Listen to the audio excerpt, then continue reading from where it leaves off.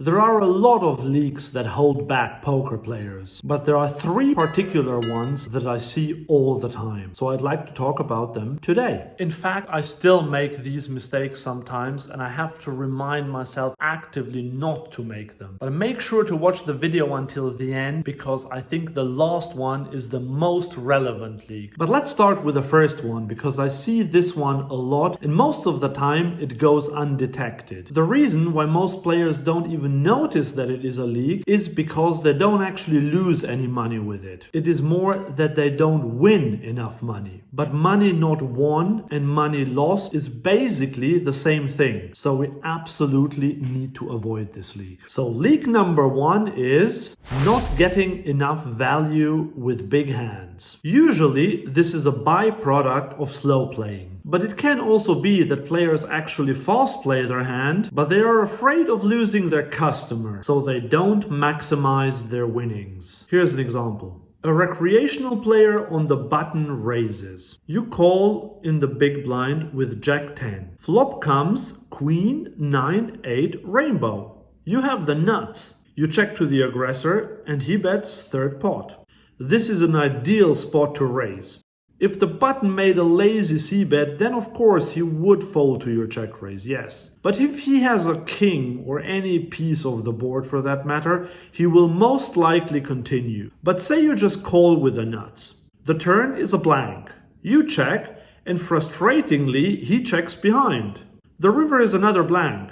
You now finally go for value, but the pot is barely 9.5 big blinds. So you bet 7 big blinds. Villain snap calls you, so the total of the pot is 23.5 big blinds, although you have the nuts and he has top pair, top kicker. This is how the hand could have unfolded. You could have check raised the flop, then bet the turn, and then shoved the river. You could have stacked him, and instead you won 11.5 big blinds off him. You have to understand that maximizing winnings against villain's best hands is much more important than making a little bit of money here and there every time he has a weak hand. Here's some simple maths. If you make 10 big blinds in 100 hands, you will win 10 big blinds on average. And if you make 0 big blinds in 80 hands and then you make 100 big blinds in 20% of hands, then on average you win 20 big blinds per hand. You would double your winnings in the scenario where you go for glory with your nutted hands. The problem is that the brain wants an instant reward rather than the theoretical win, which is why we default to wanting to make a little bit of money every time and not just go to waste with our nuts. We end up sacrificing a lot of EV just for the sake of making a little bit of money, just for the sake of the instant gratification. Don't be this player. Go for maximum value with your big hands and expect that most of the time you will not get paid. But when you get paid, you will make a massive payday. On to leak number 2, taking the passive route. In poker, there are often several options that all have the same EV. For example, you raise in the low jack, the button 3 bets you, and you have ace 5 suited. You can fold, you can call, or you can raise according to a solver, and all 3 options have exactly the same EV of 0.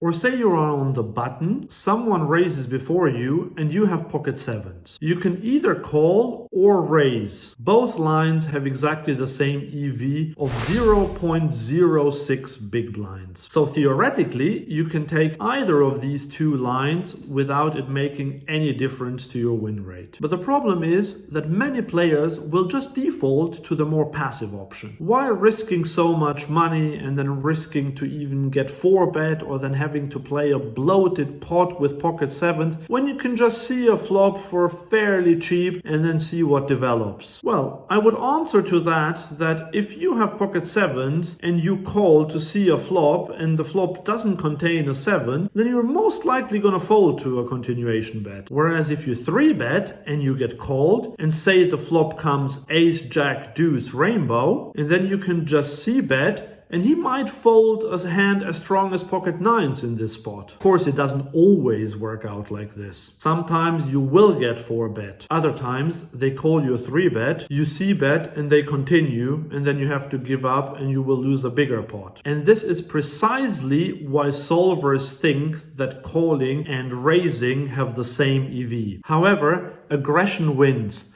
I recently made a video where I raised every single hand for half an hour. You can check it out afterwards. I leave the link in the description below. And it was crazy how much players folded to my 3-bet. Especially at small stakes, aggression is a very useful tool. Players will overfold to your 3-bets, to your c-bets, to your check raises. Speaking of check raises, so many people play their flush draws passively. They have ace-4 of spades. The flop comes jack-7 deuce with 2 spades. Villain c-bets and hero just calls. Again, in theory, there is nothing wrong with taking this line and just calling. But in order to win this hand, you rely on your hand improving by the river. But if you check raise the flop, you will have the initiative. And now you might blow him off his mediocre hand. So try to take the more aggressive route more often. Sorry to interrupt briefly. Please subscribe to this channel if you haven't done so already. Thanks. And now finally to leak number 3, my favorite one. And the one that is the most expensive of all of these. Paying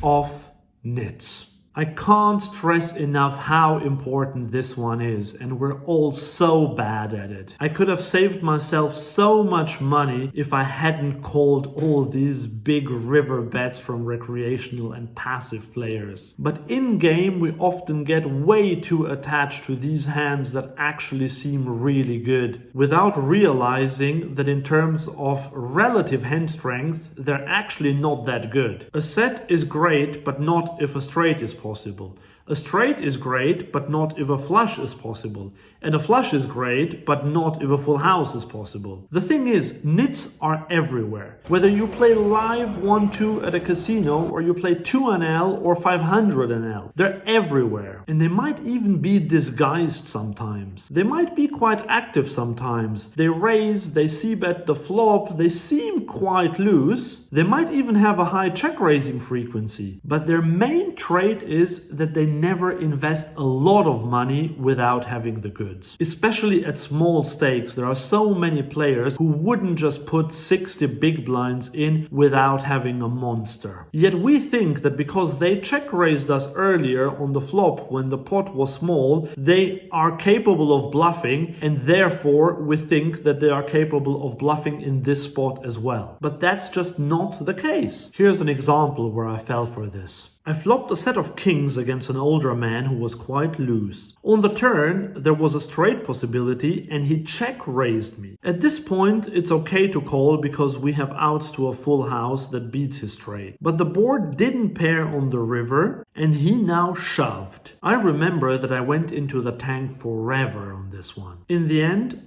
I leveled myself into calling because he might have a weaker set, he might have 2 pair, he is loose after all. But no, he check raised me when the straight came in.